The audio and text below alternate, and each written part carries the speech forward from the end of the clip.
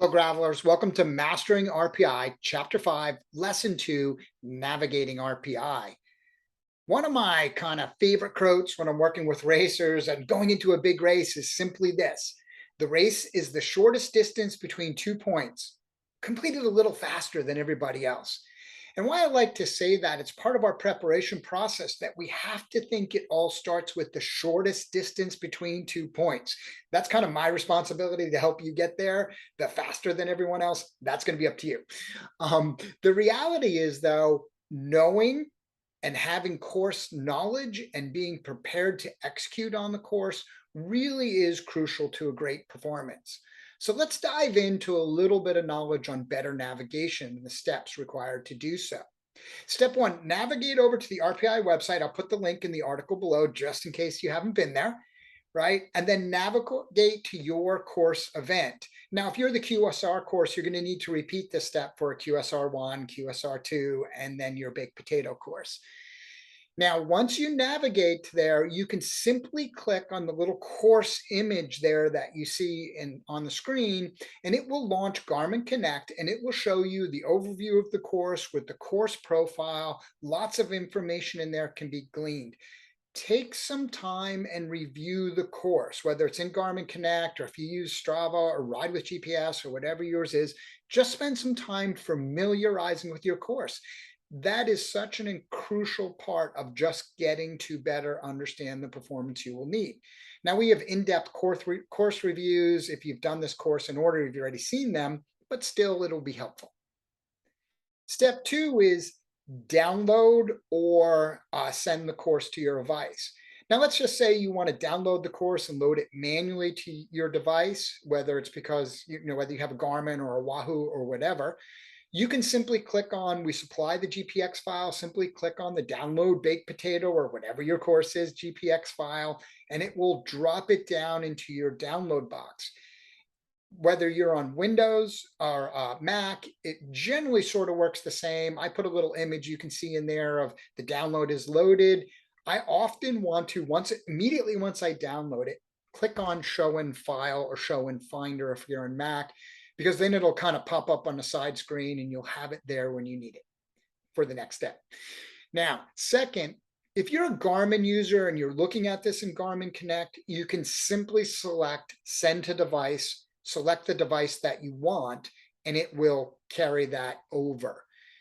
Now, once you've downloaded the course, there's different instructions for different devices. Down below in the article, I put instructions for Garmin, Wahoo, and some other common devices on how to load that course.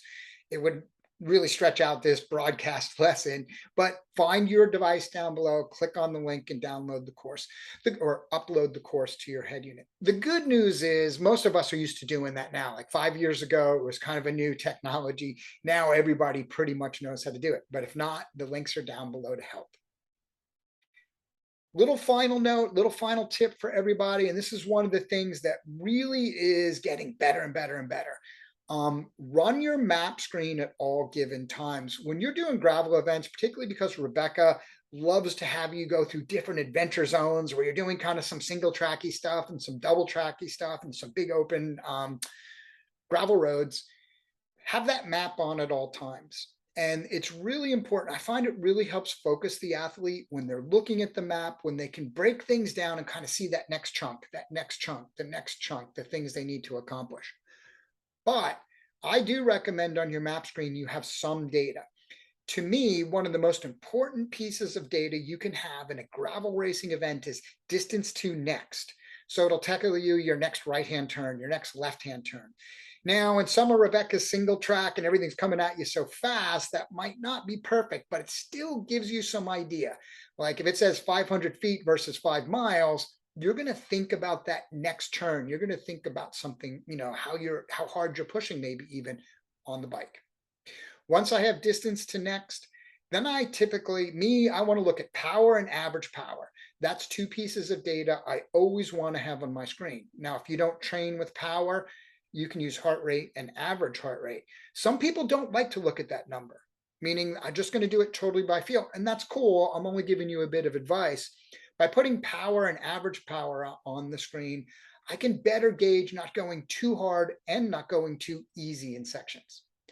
And finally, run your average speed in events that have a cutoff. Pretty much everybody, every event, like we have done here in this course, will show you the average speed you need to maintain to make the cutoff.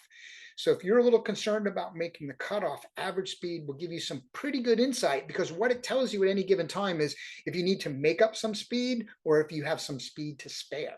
And it gives you some understanding of where you're at in the cutoff and can hopefully reduce stress, but maybe it increases a little bit, but at least you will know. Excellent. Thanks for joining us. Next step is lesson 3, control the controllables.